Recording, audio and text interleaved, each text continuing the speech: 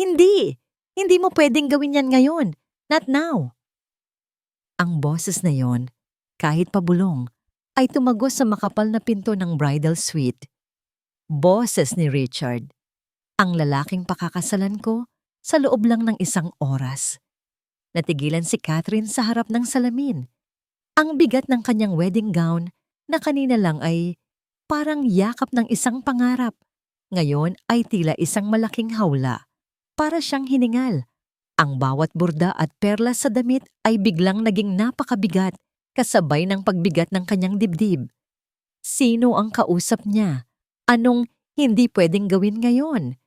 Dahan-dahan siyang lumapit sa pinto. Itinatago ang sarili sa gilid nito, sapat lang para marinig ang mga susunod na sasabihin. I told you, everything is under control, muling sabi ni Richard. Mas mahina na ngayon, pero mas mariin. Just wait. Please. Isang mahabang katahimikan ang sumunod. Pagkatapos ay isang malalim na buntong hininga mula kay Richard. Narinig ni Catherine ang tunog ng pag-end ng call. Napapikit siya ng mariin. Ito na naman yon, ang mga lihim na tawag, ang mga pabulong na usapan, ang pakiramdam na may isang buong mundo siyang hindi alam tungkol sa lalaking pinangakuan niya ng habambuhay. Sinubukan niyang kalmahin ang sarili. Baka trabaho lang, Kat. Isang malaking kaso. Isa siyang partner sa isang law firm.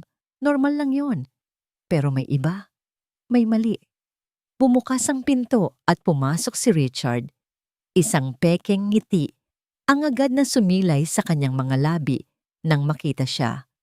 Mas gwapo ito ngayon sa suot na barong. Pero para kay Catherine, ang nangiti nito ay hindi na umabot sa mga mata. There's my beautiful bride, sabi nito. Lumalapit para sana siya ay yakapin. Umatras si Catherine nang bahagya. Isang galaw na hindi niya napigilan. Natigilan si Richard. Hey, okay ka lang, love? Sino yon? Tanong niya. Sinisikap na gawing normal ang kanyang boses pero may panginginig doon na hindi niya maitago. Sino? Yun ba? Tumawa si Richard ng pilit. Si Attorney De La Cruz. May problema lang sa isang kliyente. Alam mo na, last-minute emergencies. Pasensya na. Hindi ko na dapat dinala ang stress dito. Lumapit ito at hinawakan ang kanyang mga kamay. Malamig ang mga kamay ni Catherine. Huwag mo nang isipin yun, okay? Today is our day. Walang kahit anong makakasira dito. Hinalikan nito ang kanyang noo. Pero ang halik ay hindi nagdala ng kapanatagan. Sa halip, nag-iwan ito ng pakiramdam na malamig at hungkag. Tumango na lang siya, pinipilit ang isang ngamwang ngiti. Ang huling tapat na ngamnang ngiti na kaya niyang ibigay. Hindi pa siya nakakabawi nang bumukas muli ang pinto. Pumasok ang ina ni Richard, si Doña Victoria Mendoza, suot ang isang mamahaling bestida na sumisigaw ng kapangyarihan. Ang kanyang ngiti ay perpekto, ngunit ang kanyang mga mata ay nanatiling matalim at mapanuri. Catherine Hija, you look acceptable, sabi nito. Ang bawat salita ay may dalang bigat. Inikutan siya nito, tinitingnan ang bawat detalye ng kanyang damit. The gown is beautiful. Bagay na bagay sa pangalan ng pamilya Mendoza. Hindi ito isang papuri para sa kanya, kundi isang paalala kung kanino siya ikakasal. Isang paalala ng inaasahan sa kanya. Salamat po, tita. Mahinang sagot ni Catherine. It's mama now. Pagtatama ni Doña Victoria, pero ang tono nito ay hindi mainit. Richard, iwanan mo muna kami. May mga bagay na kaming dalawa lang ang dapat mag-usap. Nag-aalangang tumingin si Richard sa kanya. Pagkatapos ay sa ina. Sa huli, tulad ng dati, sumunod ito. Sige po, ma. Love, babalik ako agad. Nang silang dalawa na lang ang natira, nawala ang pilit ng ngiti ni Doña Victoria. Lumapit ito, inaayos ang isang maliit na kulot sa buhok ni Catherine. Ang kanyang mga daliri ay malamig. Makinig ka, Catherine. Simula nito, ang boses ay mahina, pero may bakal na diin. Ang kasal na ito ay hindi lang tungkol sa inyo ni Richard. Ito ay tungkol sa pagsasanib ng dalawang pamilya. Isang malaking responsibilidad ang nakaatang sa balikat mo. I expect you to be the perfect Mendoza wife. Walang iskandalo, walang pagkakamali. Maliwanag ba? Napalunok si Catherine. Opo. Good. Ngumiti muli ang Donya. Isang ngiting kasing lamig ng hangin sa Tagaytay. Now, fix your face. A bride should be smiling. Pagkasabi niyon ay tumalikod na ito at lumabas. Iiwan si Catherine na nanginginig. Hindi dahil sa kaba, kundi dahil sa takot. Bumalik si Richard pagkaraan ng ilang sandali. May dalang isang baso ng tubig. Pasensya ka na kay Mama. Ganoon lang talaga siya. Sinubukan niyang maging ang dating Richard na minahal niya. Maalaga, matamis. Lumapit ito para ayusin ang belo niya at sa paggalaw nito, nahulog mula sa bulsa ng kanyang pantalon ang isang kumpol ng susi. Gumawa ito ng malakas na kalansing sa sahig na gawa sa matigas na kahoy. Sabay silang napayuko. Nakita ni Catherine ang pamilyar na susi ng mamahaling kotse ni Richard, ang susi ng kanilang kondo, at isa pa. Isang susi na luma, medyo kinakalawang, nakakabit sa isang simpleng keychain na walang anumang palamuti. Hindi ito nababagay sa kumpol ng mga makintab na susi. Mabilis itong dinampot ni Richard. Ang kanyang mga daliri ay tila nagmamadaling itago ang lumang susi. Ngunit huli na, nakita na ito ni Catherine. Para saan yan? Tanong niya. Itinuturo ang lumang susi. Nag-iwas ng tingin si Richard. Ito ba? Wala ito. Susay lang ng lumang bodega sa bahay. Itatapon ko na nga dapat. Isang kasinungalingan. Alam ni Catherine na isa yung kasinungalingan. Nakita niya ang bahagyang pag-igting ng panga nito, ang paraan ng pag-iwas nito ng tingin. Bago pa siya makapagsalita muli, bumukas ang pinto. Pumasok ang kanyang pinsan na si Melissa, ang kanyang maid of honor, na may dalang ngiti. Ngunit ang nangiting iyon ay agad na naglaho nang makita ang tensyon sa silid at ang namumutlang mukha ni Catherine. Okay lang ba ang lahat dito? Tanong ni Melissa. Ang kanyang mga mata ay lumilipat mula kay Catherine patungo kay Richard. Oo naman. Mabilis na sagot ni Richard.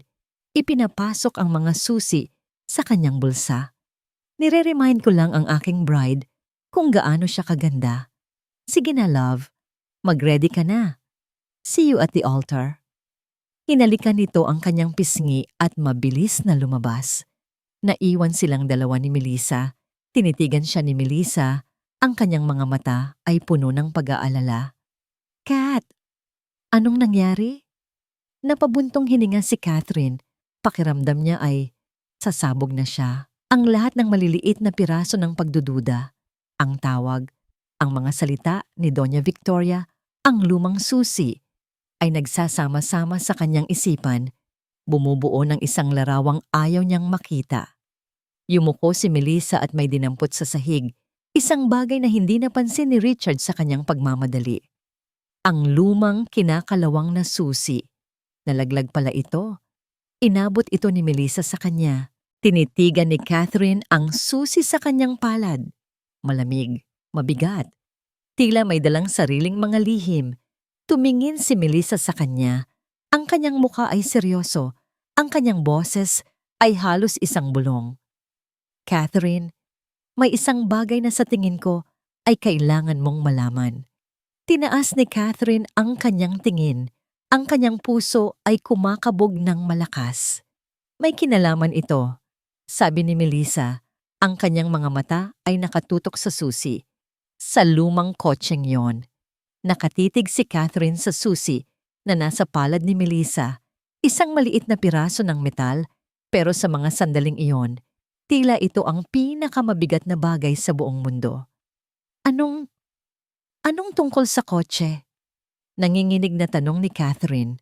Huminga ng malalim si Melissa, hinawakan ang kanyang kamay at marahang isinara ang mga daliri ni Catherine sa paligid ng susi. Kat, ilang linggo na akong may naririnig. Mga usapan ni Richard sa telepono kapag inaakala niyang walang nakakarinig. Noong una, binaliwala ko lang. Ayokong maging paranoid na pinsan. Hinila siya ni Melissa palayo sa pinto, papunta sa pinakasulok ng silid. Pero noong isang araw, sinundan ko siya. Pumunta siya sa service parking lot, kung saan nakaparada ang mga sasakyan ng mga staff, at sumakay siya sa isang luma, bugbog na kotse. Ang kotseng yan. Bawat salita ni Melissa ay parang isang suntok sa sikmura ni Catherine. Hindi ko pwedeng sabihin sa'yo ng walang patunay, Kat. Ayokong sirain ka sa isang hinala lang. Pero ngayon, sa araw na to, kailangan mong malaman ang totoo. Napatingin si Catherine sa pintuan, takot na baka may pumasok. Pagkatapos ay tumingin siya kay Melissa, ang kanyang mga mata ay nagtatanong. Nagmamakaawa na sana ay mali ang lahat ng ito. Nasaan ang kotse? Tanong ni Catherine. Ang kanyang boses ay halos hindi marinig. Sa likod, sa parking ng mga empleyado, sagot ni Melissa. Catherine, may 5 minuto tayo bago kahanapin ng wedding coordinator. Kung may gusto kang makita, ngayon na ang pagkakataon. Hindi na nag-isip si Catherine. Ang pagdududa ay mas masakit kaysa sa katotohanan. Tumango siya. Mabilis silang kumilos. Hinawakan ni Melissa ang laylayan ng napakalaking gown ni Catherine para hindi ito sumayad at gumawa ng ingay. Dahan-dahan nilang binuksan ang pinto ng suite at sumilip sa pasilyo. Walang tao. Para silang mga magnanakaw sa sarili nilang selebrasyon. Bawat hakbang pababa sa service stairs ay isang pagsubok. Ang suot ni Catherine na pangkasal ay tila isang pabigat, isang paalala ng pangarap na unti-unti nang nagiging isang bangungot. Nakarating sila sa parking lot. Mainit at amoy gasolina. Sa isang madilim na sulok, sa tabi ng mga basurahan, naroon ito. Isang luma at kinakalawang na kotse. Puno ng gasgas at alikabok. Isang lihim na hindi nababagay sa kinang ng pamilyang Mendoza. Nanginginig ang mga kamay ni Catherine habang ipinapasok ang susi sa seradura. Isang malakas na click ang umaling-awngaw sa katahimikan. Binuksan niya ang pinto. Isang amoy kulob ang sumalubong sa kanila. Ang loob ng kotse ay simple at luma. Malayo sa karangyaan ni Richard. Anong hinahanap natin? Tanong ni Catherine. Hindi ko alam. Aminado si Melissa. Pero may nararamdaman akong mali dito. Umupo si Catherine sa driver's seat. Ang kanyang gown ay halos mapuno ang maliit na espasyo. Ginalugad ng kanyang mga mata ang bawat sulok. Walang kakaiba. Hanggang sa napadako ang tingin niya sa glove compartment. Dahan-dahan niyang binuksan yon. Sa loob, sa ilalim ng mga lumang resibo at registration paper, may isang bagay doon. Isang maliit at murang cellphone, isang burner phone. Kinuha niya ito. Ang kanyang puso ay dumadagundong sa kanyang dibdib. Napakalakas. Na halos hindi na siya makahinga. Pinindot niya ang power button. Bumukas ang screen at isang larawan ng babae ang lumitaw bilang wallpaper. Isang magandang babae na hindi niya kilala. Nakangiti habang yakap siya ni Richard sa isang beach. Isang matalim na sakit ang tumusok sa puso ni Catherine. Sino siya? Halos pabulong na tanong ni Melissa. Hindi makasagot si Catherine. Sinubukan niyang i-unlock ang telepono. Hiningan siya ng password. Sinubukan niya ang birthday ni Richard. Mali. Ang anniversary nila. Mali. Ang pangalan ng aso nito. Mali. Napapikit siya. Isang desperadong ideya ang pumasok sa kanyang isip. Itinipe niya ang pangalan ng babae sa wallpaper na may hula sa kung ano ang maaaring maging pangalan nito. Isang pangalan na narinig niya sa mga pabulong na usapan ni Richard. ZOE. Pagkatapos ay sinubukan niya ang isang petsa na palagi nitong binabanggit bilang lucky numbers niya. 0825. Nag-unlock ang telepono. Ang kanyang mundo ay gumuho. Ang unang bumungad sa kanya ay ang gallery ng mga litrato. Daan-daang litrato ni na Richard at Zoe. Magkahalikan sa ilalim ng buwan. Magkayakap sa isang mamahaling yate. Masasayang ngiti sa isang restaurant na sinabi ni Richard sa kanya na ayaw nitong puntahan. Bawat litrato ay isang patalim na lalong bumaon sa kanyang puso. Pagkatapos ay binuksan niya ang mga mensahe. From Richard. My love message, can't wait for this whole wedding circus to be over. Ikaw lang ang gusto kong makasama. Zoe ko. From Zoe Baby. Message, konting tiis na lang baby. Pagkatapos ng kasal, sa atin na ang mundo. I love you. Parang gumuho ang kanyang mga tuhod. Ngunit hindi pa yon ang pinakamasakit. Nagpatuloy siya sa pag-scroll at doon niya nakita ang isang thread ng mensahe na nagpabagsak sa lahat. Isang usapan sa pagitan ni Richard at isang numerong nakasave bilang The Queen. From The Queen, message naman, Richard Dando, siguraduhin mong hindi ka gagawa ng kahit anong pagkakamali. The Mendoza finances depend on this merger. Catherine's family will save us. Act like a loving fiancé. From Richard. My love message. Yes, Ma. I know what to do. Everything is under control. From the Queen. Message. Good. Konting tiis na lang. Once the papers are signed, you can do whatever you want with that girl, Zoe. Doña Victoria. Hindi lang ito isang simpleng pagtataksil. Isa itong sabuatan. Isang masalimuot na plano kung saan siya ang ginamit na tupa para sa sakripisyo. Ang buong pag-ibig, ang buong relasyon, ang buong kasal ay isang malaking kasinungalingan para iligtas ang yaman ng mga Mendoza. Nabitiwan ni Catherine ang telepono. Bumagsak ito sa sahig ng kotse na may kasamang malakas na kalabog. Isang hikbi ang kumawala sa kanyang lalamunan. Isang tunog ng pusong ganap na nawasak. Napasubsob siya sa manibela. Ang kanyang mga balikat ay nanginginig sa bawat pag-iyak na hindi niya na mapigilan. Niyakap siya ni Melissa mula sa likuran. Catherine. Shh. I'm so sorry. Ang sakit, Mel. Ang sakit-sakit. Iyak niya. Ang bawat pangarap na binuo niya ay durog na ngayon. Pira-piraso sa sahig ng maruming kotseng ito. Ilang sandali silang nanatili sa ganoong posisyon. Ang tanging maririnig ay ang mga hikbi ni Catherine. Tumingin si Melissa sa relo niya. Catherine, kailangan na nating bumalik. Mahinang sabi nito. Hahayaan na natin sila. Kakansilahin natin ang kasal. Sasabihin natin ang lahat. Umiling si Catherine habang umiiyak. Ngunit dahan-dahan, ang kanyang mga hikbi ay humina. Ang panginginig ng kanyang mga balikat ay tumigil. Dahan-ahan niyang itinaas ang kanyang ulo mula sa manibela. Pinunasan niya ang kanyang mga luha gamit ang likod ng kanyang kamay. Sinisira ang kanyang perpektong makeup. Tumingin siya sa kanyang refleksyon sa rearview mirror. Nakita niya ang isang babaeng may mga matang pula at maga sa kaiiyak. Ngunit sa ilalim ng pighati, may isang bagong bagay na umuusbong. Isang kislap, isang malamig na apoy. Kinuha niya ang telepono mula sa sahig. Ang kanyang mga daliri ay mahigpit na nakahawak dito. Tumingin siya kay Melissa. Ang kanyang mga mata ay hindi na nagpapakita ng kalungkutan, kundi isang nakakakilabot na determinasyon.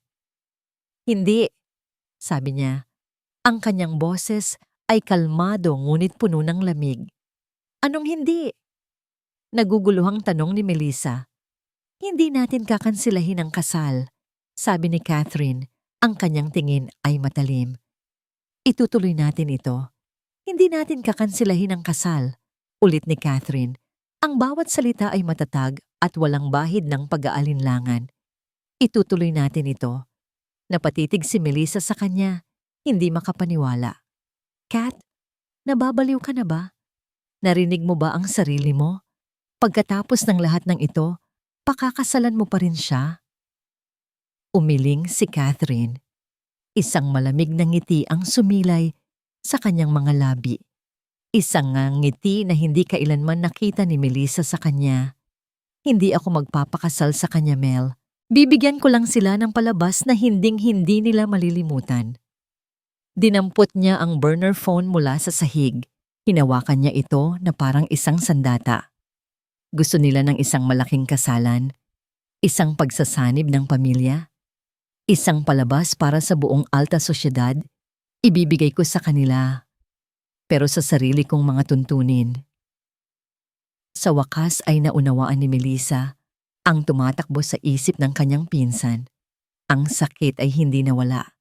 Nag-iba lang ito ng anyo, naging lason, naging lakas. Anong plano mo? Tanong ni Melissa. Kailangan nating bumalik sa suite. Ngayon na. Utos ni Catherine. Ang kanyang boses ay may awtoridad na ngayon lang lumabas.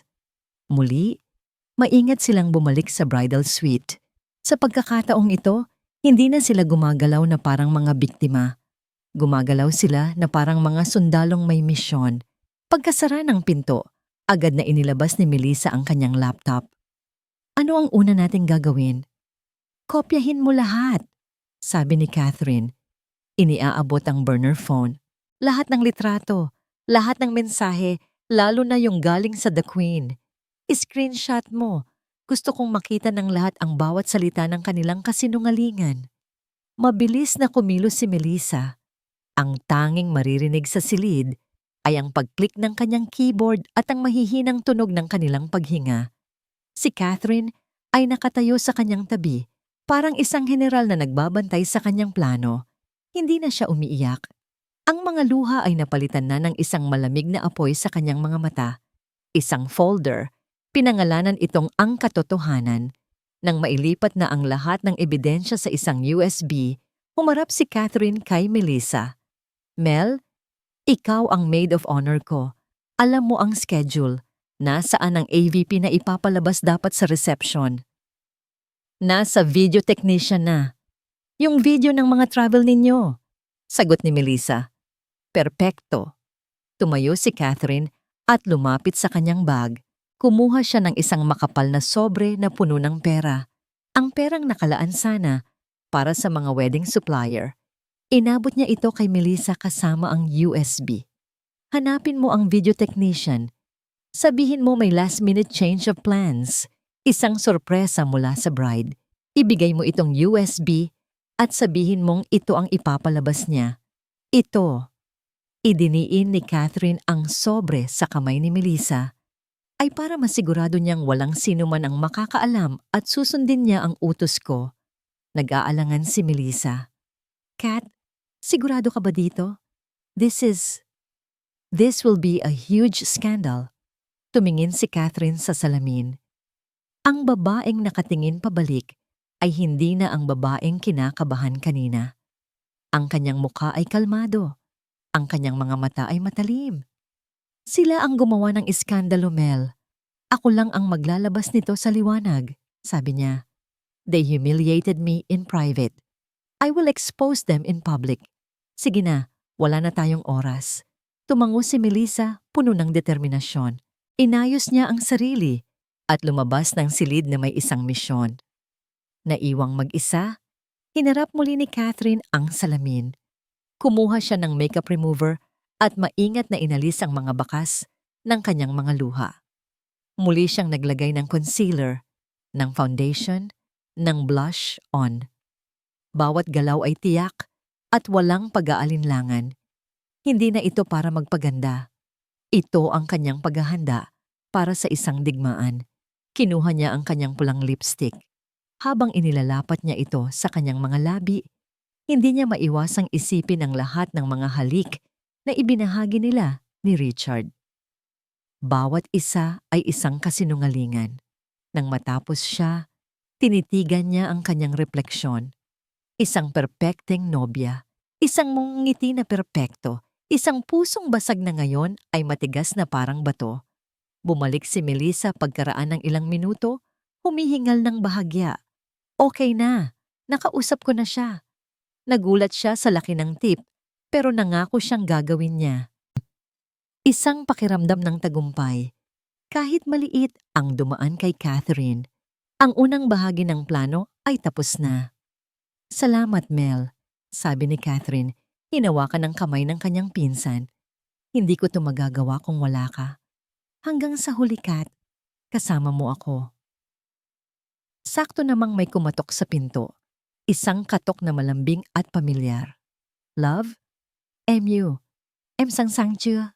Đã đến giờ rồi. Ang boses ni Richard, ang boses ng kanyang taksil na mapapangasawa. Nagkatinginan sina Catherine at Melissa.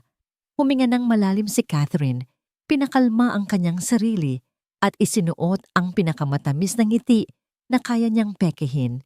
Ikinuyom niya ang kanyang mga palad. Ang huling piraso ng kaba ay nawala. Napalitan ng isang malamig na kapanatagan. Lumakad siya papunta sa pinto. Inayos niya ang kanyang belo. Inayos niya ang kanyang gown. Binuksan niya ang pinto at bumungad sa kanya ang nakangiting mukha ni Richard. Ngumiti si Catherine pabalik. Isang ngiti na kasing ganda ng bukang liwayway, ngunit kasing lamig ng yelo. Handa na ako, mahal ko. Nagsimulang tumugtog ang organ. Isang pamilyar na himig ng pangkasal na dapat sana ay magpapataba ng kanyang puso. Pero ngayon ay parang isang nakakabiinging anunsyo ng kanyang paghihiganti. Bumukas ang malalaking pinto ng simbahan. Ang lahat ng mga mata ay napunta sa kanya. Nakita niya ang daan-daang bisita, mga mukha ng pamilya at mga kaibigan. Lahat ay nakangiti. Walang kamalay-malay sa bagyong malapit ng sumabog. Sa tabi niya ay ang kanyang ama. Ang braso nito ay mahigpit na nakakapit sa kanya. Anak, nanginginig ka. Bulong nito. Puno ng pagmamahal. Kabalang yan. Mawawala rin yan kapag nakita mo na si Richard. Kung alam mo lang, Tay, gusto niyang isigaw. Ngumiti na lang siya at tumango. At doon, sa dulo ng pasilyo, sa harap ng altar, nakatayo si Richard. Napakakisig nito sa kanyang barong. Ang kanyang buhok ay perpektong inayos. Ang kanyang nangiti ay nakakasilaw. Ang lalaking pinangarap niya. Ang lalaking sumira sa kanya. Ang ngiting iyon na dati niyang kinakikiligan ay gusto na niyang pawiin sa pamamagitan ng isang malakas na sampal. Nagsimula siyang maglakad. Bawat hakbang ay mabigat. Ang puting pasilyo ay tila isang mahabang daan patungo sa kanyang parusa o sa parusa nila. Habang papalapit siya, nakita niya ang paghanga sa mga mata ni Richard. Paghanga sa kanyang itsura, sa kanyang gown, sa perpekting larawan na kanilang nililikha. Hindi nito nakikita ang basag na babae sa loob ng damit. Hindi nito nakikita ang puot sa likod ng kanyang belo. Nang marating niya ang altar, inilahad ng kanyang ama ang kanyang kamay kay Richard. Alagaan mo ang anak ko, sabi nito. May namumuong luha sa mga mata. I will, sir, with all my life, sagot ni Richard. Buong sinseridad sa kanyang boses. Isang kasinungalingan. Hinawakan ni Richard ang kanyang kamay. Malamig ito, pero pinilit niyang higpitan ng hawak. Nagsimula ang seremonya. Ang mga salita ng pari ay parang hangin na lang sa kanyang tainga. Hindi niya maintindihan. Ang tanging naririnig niya ay ang malakas na kabog ng kanyang dibdib, isang ritmo ng galit at sakit. Tumingin siya sa mga bisita. Sa unang hilera, nakita niya si Doña Victoria. Nakangiti ito, isang nangiti ng isang reynang nanalo sa isang laro ng chess. Ang nangiting iyon ang nagbigay sa kanya ng dagdag na lakas. Ito ang paalala kung bakit niya ginagawa ito. Hindi lang para sa sarili niya, kundi para sa lahat ng taong nilinlang ng pamilyang ito. Dumating ang oras ng mga panata. Unang nagsalita si Richard. Kinuha nito ang isa pang kopya ng kanyang panata mula sa kanyang bulsa at nagsimulang magsalita. Ang kanyang mga mata ay nakatitig sa kanya. Catherine, my love, mula sa araw na nakilala kita, alam ko na, ikaw na. You are my peace, my home.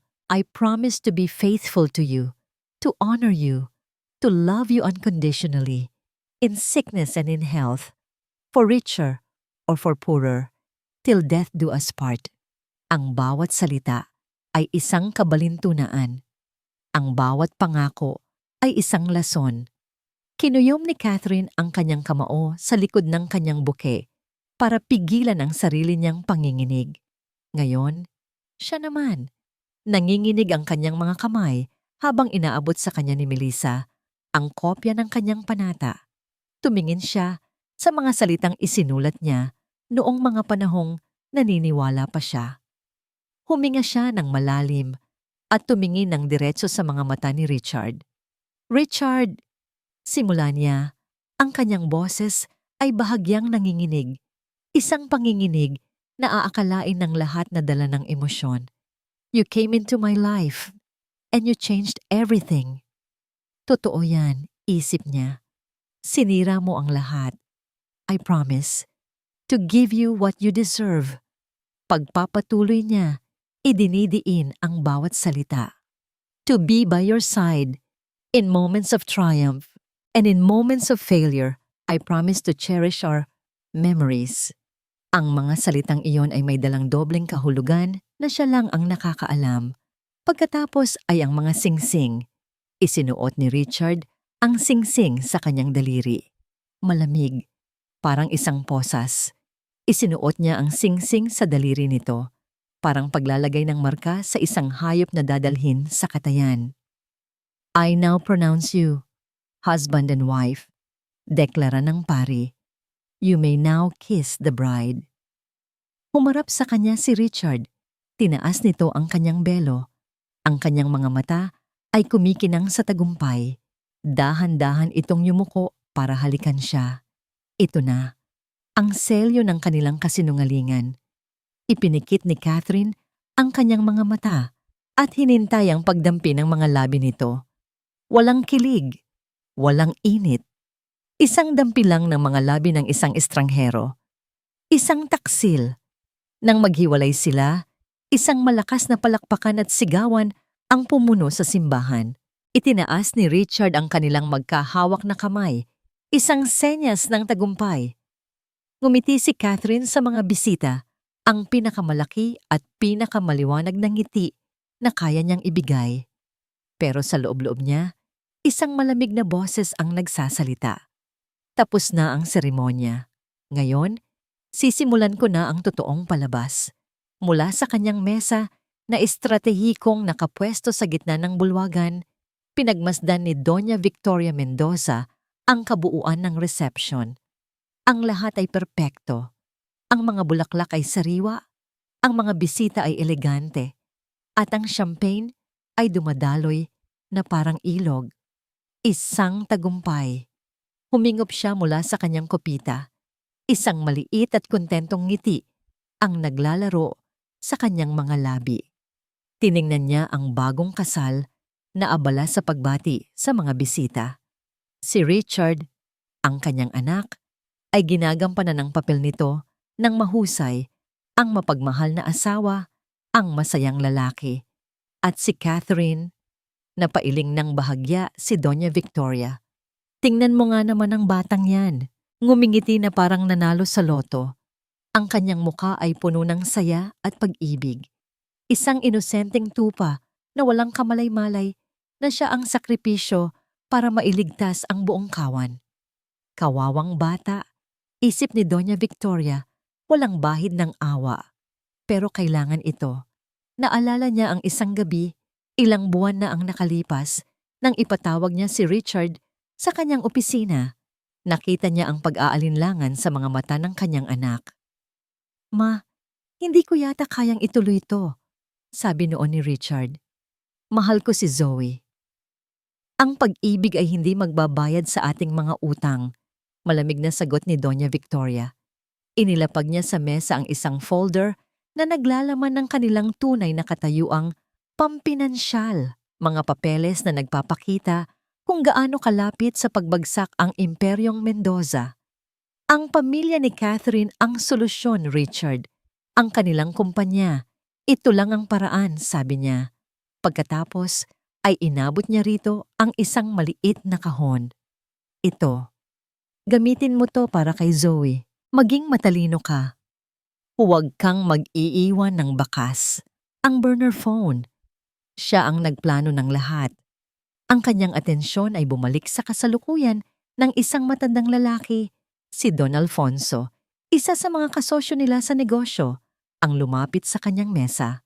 "Victoria, binabati kita," sabi ni Don Alfonso, isang napakagandang pagsasanib. Ngumiti si Doña Victoria. "Salamat, Alfonso. This is for the future of both our families." "Ipagpalagay ko na ang mga papeles ay pipirmahan na sa Lunes?" tanong ng matanda. "Tumpak," sagot niya. "Sa Lunes, magsisimula ang bagong kabanata para sa Mendoza Corporation." Nakahinga siya ng maluwag. Ang lahat ay naaayon sa kanyang plano. Ang mga bangko ay titigil na sa pagtawag. Ang mga board member ay mananahimik na. Ang pangalan ng Mendoza ay mananatiling makapangyarihan. Tiningnan niyang muli si Catherine. Ang babae ay tumatawa ngayon kasama ang kanyang mga kaibigan. Mukha itong masaya at panatag. Isang perpektong palamuti. Isang magandang asawa para sa isang Mendoza. Madaling kontrolin, madaling pasunurin. Ganoon ang tingin niya rito. "Magpakasaya ka sa iyong munting palasyo, Catherine," isip ni Doña Victoria. "Hindi mo alam na ang reyna ang laging nagtatakda ng mga patakaran sa larong ito." Biglang tumahimik ang musika. Isang masiglang boses mula sa MC ang pumuno sa bulwagan.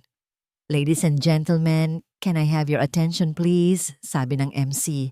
At sa puntong ito, atin pong panoorin ang isang napaka-espesyal na audiovisual presentation. Isang sorpresa na inihanda mismo ng ating napakagandang bride, si Catherine, para sa kanyang minamahal na si Richard. Nagpalakpakan ang mga tao. Umupo ng diretso si Doña Victoria sa kanyang upuan. Inayos niya ang kanyang damit at humigop muli ng champagne. Isang sorpresa? Marahil ay isa na namang madramang koleksyon ng kanilang mga litrato na may kasamang malambing na kanta. Handa na siyang magpanggap na natutuwa. Ang mga ilaw ay dahan-dahang humina. Ang lahat ng atensyon ay napunta sa malaking puting screen sa entablado. Nakangiti si Doña Victoria, naghihintay sa isang palabas na alam niyang bahagi lang ng isang mas malaking laro na siya ang nanalo. Nakahinga ng maluwag si Richard. Sa wakas, tapos na ang seremonya. Ang mga ngiti, ang mga yakap, ang mga pagbati.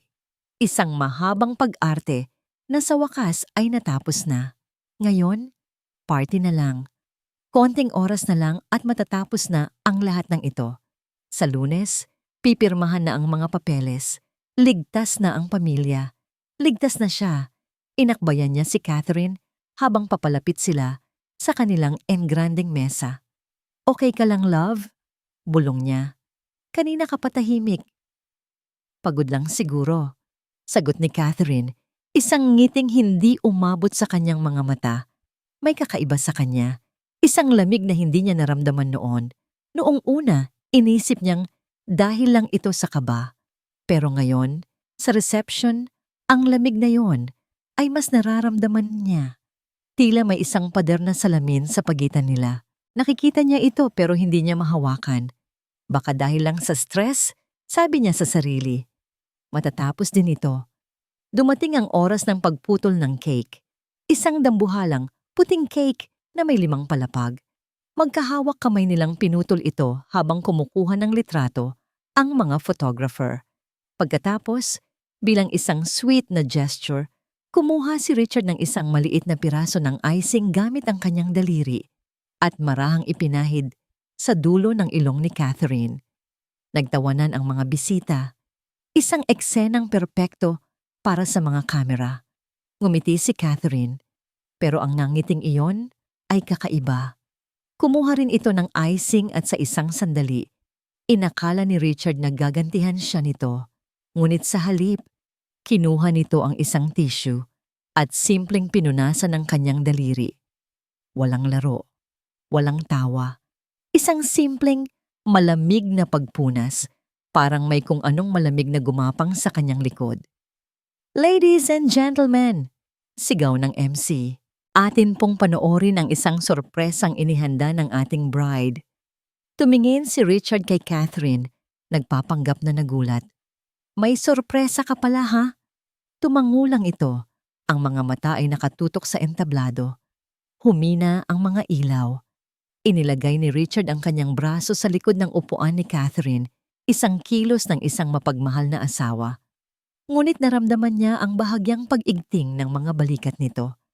Nagsimula ang AVP, isang malambing na instrumental na musika ang pumuno sa bulwagan. Inaasahan ni Richard na makita ang mga litrato nila mula sa Paris sa kanilang unang date sa mga panahong masaya pa sila. Ngunit hindi iyon ang lumabas. Ang unang imahe na bumungad sa screen ay hindi isang litrato nila. Ito ay ang lock screen ng isang cellphone, isang murang cellphone, at ang wallpaper ay ang nakangiting mukha ni Zoe. Ang musika ay biglang namatay. Natigilan si Richard. Ang ngiti sa kanyang mukha ay nagyelo. Ang dugo ay tila umalis sa kanyang mukha. Nanlamig ang kanyang mga kamay. Narinig niya ang nagtatakang bulungan mula sa mga bisita. Ano to? Isang pagkakamali. Sigaw ng kanyang isip. Sinong gumawa nito? Pagkatapos ay isa pang imahe ang lumitaw. Isang screenshot ng isang mensahe. From Richard. My love message, can't wait for this whole wedding circus to be over. Ikaw lang ang gusto kong makasama. Zoe ko. Isang malakas na hininga ng pagkabigla ang narinig mula sa buong bulwagan. Ang bulungan ay naging mas malakas, puno ng pagkalito at gulat. Tila nabingi si Richard. Hindi niya marinig ang ingay. Ang tanging nakikita niya ay ang mga salitang yon sa screen. Ang kanyang mga salita. Ang kanyang kasinungalingan na ngayon ay nakatanghal para makita ng buong mundo. Nagsimulang mag-flash ang iba't ibang mga imahe sa screen, sunod-sunod. Ang mga litrato nila ni Zoe na magkayakap. Ang mga matatamis nilang mensahe. Bawat isa ay isang pako na ibinabaon sa kanyang kabaong. Ang buong silid ay nabalot ng isang nakakabinging katahimikan. Walang nagsasalita. Walang gumagalaw. Ang lahat ay nakatingin sa screen, pagkatapos ay sa kanya.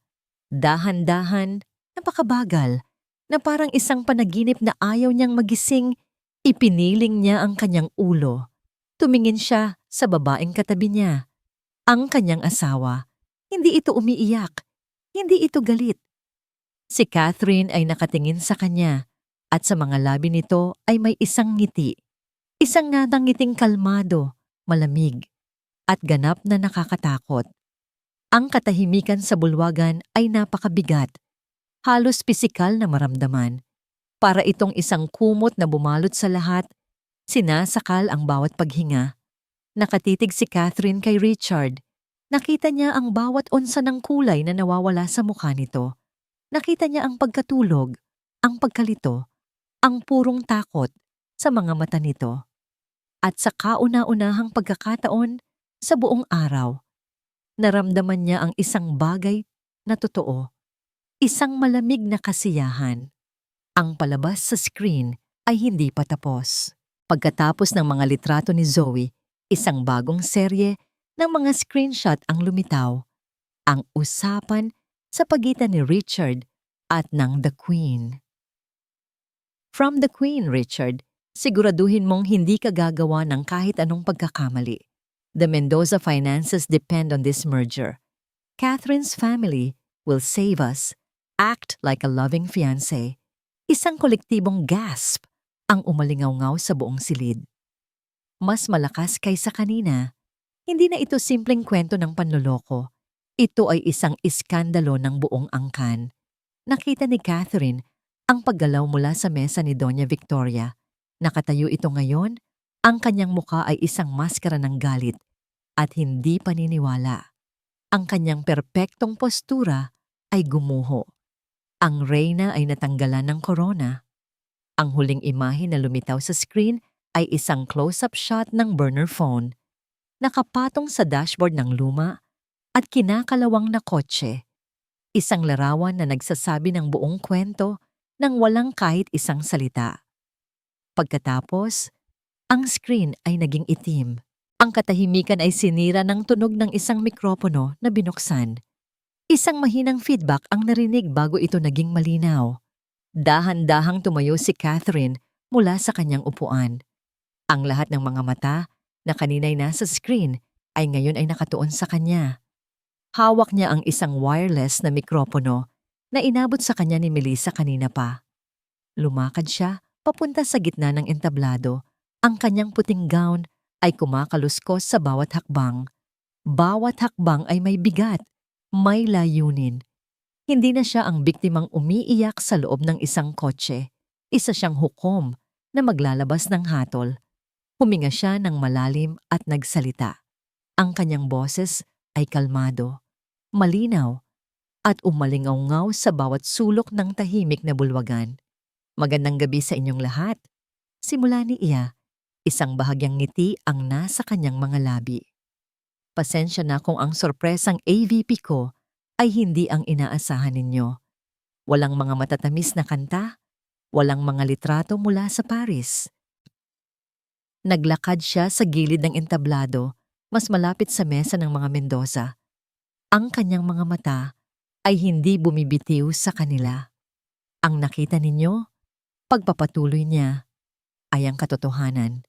Isang katotohanan na itinago sa akin. Isang katotohanan na ginamit para linlangin hindi lang ako, kundi pati na rin ang aking pamilya. Tumingin siya sa kanyang mga magulang.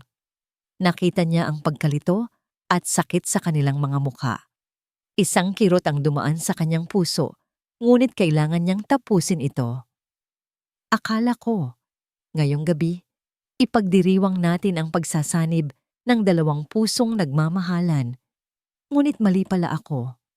Tumingin siya ng diretso kay Doña Victoria na ngayon ay namumutla na parang papel. Ang ipinagdiriwang pala natin ay ang pagsasanib ng dalawang kumpanya. Isang business deal na nakabalot sa isang pekeng proposal at mga pekeng pangako para lang iligtas ang isang pamilyang matagal ng bangkarote sa pera at sa dangal. Ang bawat salita ay tumatama na parang isang sampal. Sa wakas, ang kanyang tingin ay bumalik kay Richard na nakatayo pa rin sa tabi ng kanilang mesa, paralisado. At ikaw, Richard, sabi ni Catherine, ang kanyang boses ay bahagyang nanginig, hindi dahil sa kahinaan, kundi dahil sa tindi ng emosyon. Salamat sa lahat. Salamat sa pagpapakita sa akin kung ano ang hitsura ng isang duwag. Salamat sa pagtuturo sa akin na ang isang singsing at isang apelyido ay walang halaga kung ang pagkatao mo ay basura. Dahan-dahan, sa harap ng daan-daang nanonood na mga mata, itinaas niya ang kanyang kaliwang kamay. Ang malaking diamanteng singsing ay kumikinang sa ilalim ng mga ilaw ng entablado. Ang kasal na ito, sabi niya, ang kanyang boses ay malakas at malinaw. Tulad ng pagmamahal mo ay isang kasinungalingan. Hinugot niya ang singsing mula sa kanyang daliri. Hindi niya ito tiningnan. Tapos na ang palabas. At sa isang mabilis na galaw, inihagis niya ang singsing sa sahig na gawa sa marmol. Gumawa ito ng isang maliit, matinis na tunog na umalingaw-ngaw sa buong bulwagan. Isang tunog ng pagtatapos. Tumalikod si Catherine, hindi na lumingon pa. Lumakad siya pababa ng entablado, patungo kay Melissa na naghihintay sa kanya. Habang naglalakad siya palabas ng bulwagang iyon, narinig niya ang pagsisimula ng kaguluhan, ang mga sigawan, ang pag-flash ng mga kamera mula sa mga cellphone, ang galit na boses ni Doña Victoria. Ngunit hindi siya lumingon. Sa paghakbang niya palabas sa madilim na gabi ng Tagaytay, isang tunay na ngiti ang sa wakas ay sumilay sa kanyang mga labi. Hindi na malamig, hindi na mapait. Isang ngiti ng kalayaan. Nakatayo si Doña Victoria sa gitna ng kaguluhan, ngunit para sa kanya, ang mundo ay biglang naging silent movie. Nakikita niya ang paggalaw, ang mga naguguluhang mukha, ang pag-flash ng mga ilaw. Pero wala siyang marinig, kundi ang malakas na dagundong ng kanyang dugo sa kanyang mga tainga, ang singsing. Ang tunog ng singsing na yon na tumama sa sahig ay ang tunog ng pagguho ng lahat ng kanyang pinaghirapan. Nakita niyang naglalakad palayo si Catherine, tuwid ang likod. Parang isang reyna na umaalis sa kanyang nasunog na kaharian.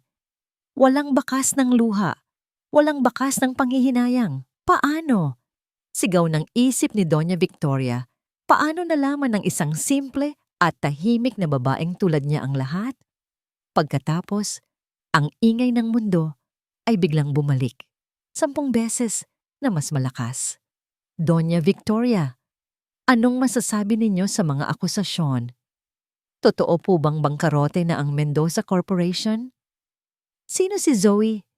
Ang mga social media blogger at ilang miyembro ng press na inimbitahan para i-cover ang Wedding of the Year ay ngayon ay parang mga buwitreng dumudumog sa kanila.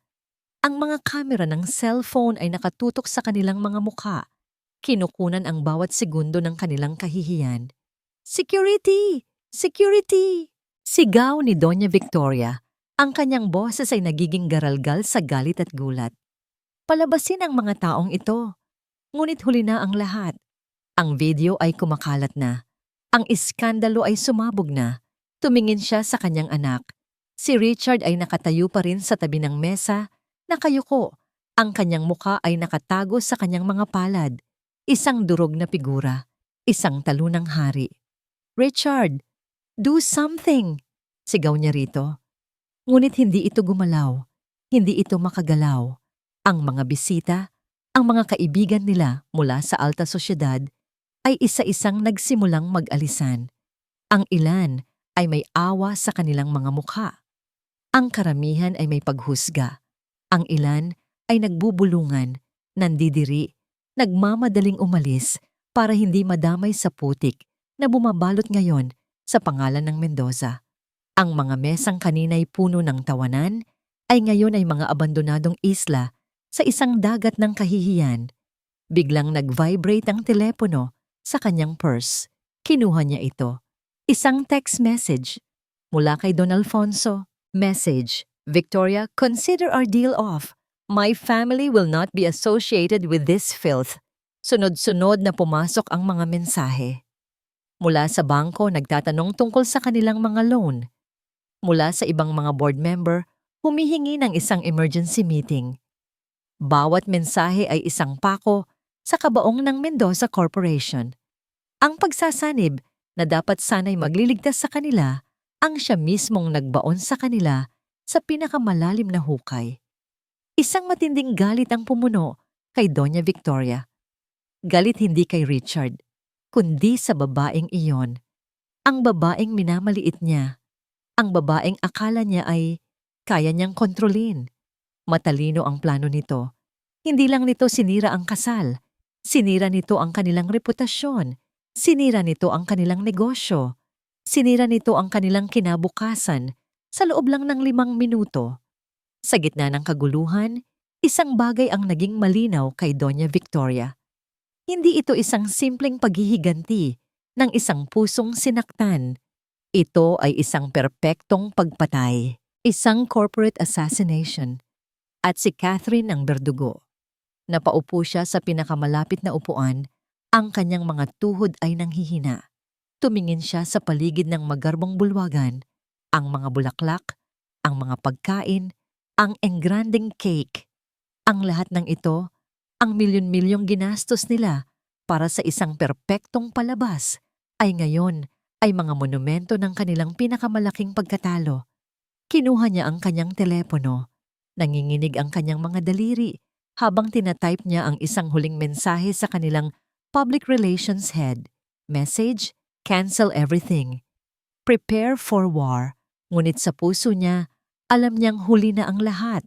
Tapos na ang digmaan. At sila ang natalo. Ang banayad na tunog ng mga alon na humahampas sa dalampasigan ang gumising kay Catherine. Hindi ang alarm ng cellphone, hindi ang bigat ng isang bangungot, kundi ang payapang himig ng karagatan. Dahan-dahan niyang iminulat ang kanyang mga mata. Ang unang bumungad sa kanya ay ang ginintuang sinag ng araw na sumisilip mula sa bintana ng kanyang maliit na kubo sa tabing dagat. Umaga na. Isang bagong umaga. Isang linggo na ang nakalipas mula sa gabing iyon sa Tagaytay. Tumayo siya at lumabas sa maliit na beranda. Huminga siya ng malalim, pinupuno ang kanyang baga ng sariwa at maalat na hangin.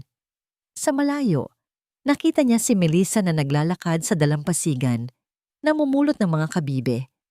Pagkatapos ng reception, dumiretso sila sa isang private resort sa Palawan. Walang TV, walang social media. Isang linggong pagtatago mula sa mundong ginulo niya. Hindi para takasan ang ginawa niya, kundi para bigyan ang sarili ng espasyo para huminga at maghilom. Kahapon, sa kauna-unahang pagkakataon, binuksan niya ang kanyang cellphone. Ang balita ay mas malaki pa kaysa sa inaasahan niya. Ang The Mendoza Wedding Scandal ay naging national headline. Ang video na ipinalabas niya ay naging viral na may milyon-milyong views at shares. Ang kwento ng pagbagsak ng Mendoza Corporation ay nasa bawat business section ng mga pahayagan. Sila ay opisyal nang nag-file ng bankruptcy. Nabasa niya ang tungkol kay Richard na hindi na nagpapakita sa publiko. Ang tungkol kay Doña Victoria na nahaharap sa mga kaso ng fraud mula sa mga investor. Ang tungkol kay Zoe na naglabas ng sarili niyang pahayag. Sinasabing isa rin siyang biktima sa mga plano ni Doña Victoria. Isang malaking gulo, isang imperyong gumuho, pero habang binabasa niya ang lahat ng yon, wala siyang naramdamang tuwa o pagmamalaki. Wala na rin ang galit. Ang naramdaman niya ay wala. Isang kapanatagan, isang pagtanggap na tapos na ang isang kabanata sa buhay niya. Lumapit sa kanya si Melissa, may dalang 2 tasa ng kape. "Good morning, Sleeping Beauty," bati nito. "Morning," sagot ni Catherine. Isang tunay na ngiti ang nasa kanyang mga labi. Kinuha niya ang kape. "Salamat, Mel, sa lahat." "Wala yon," sabi ni Melissa. Umupo sa kanyang tabi. "Ano ang plano mo ngayon?" Tumingin si Catherine sa malawak na karagatan. "Hindi ko pa alam. Siguro, magsisimula ulit." Sa sandaling iyon, nag-ring ang kanyang cellphone, isang hindi pamilyar na numero na may international code. Nag-aalangan man ay sinagot niya ito. "Hello, is this Architect Catherine Reyes?" Tanong ng isang boses na may banyagang tuldik. "Yes, speaking," sagot niya. "This is from a firm in Singapore. We saw your portfolio online. We were very impressed with your work on the Aura Tower project. We have a new project here, a sustainable high-rise community, and we believe your vision is perfect for it. Are you, by any chance, open to a new opportunity?" Natigilan si Catherine. Isang proyekto sa Singapore, isang bagong simula, isang pagkakataon na iwanan ang lahat ng gulo. Tumingin siya kay Melissa, ang kanyang mga mata ay nanlalaki sa gulat at pag-asa. Ngumiti si Melissa at tumango na parang sinasabing, "Kunin mo na." Tumingin muli si Catherine sa dagat. Sa walang hanggang abot tanaw, ang isang pinto ay nagsara sa kanya sa pinakamasakit na paraan.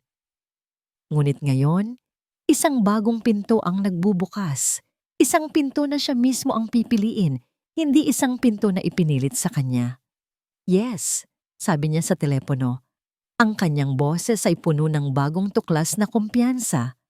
"Yes, I am very interested." Pagkababa niya ng telepono, huminga siya ng malalim. Nawala sa kanya ang isang apelidong Mendoza. Nawala sa kanya ang isang sing-sing. Nawala sa kanya ang isang kasal na binuo sa kasinungalingan. Ngunit sa proseso, natagpuan niya ang isang bagay na mas mahalaga. Natagpuan niya ang kanyang sarili, ang kanyang lakas, ang kanyang halaga. At sa ilalim ng maliwanag na araw, habang nakatingin sa walang katapusang dagat, alam niyang handa na siyang magdisenyo ng kanyang sariling kinabukasan. Isang pundasyon na binuo hindi sa pekeng pag-ibig, kundi sa matibay na paggalang sa sarili. Malaya na siya.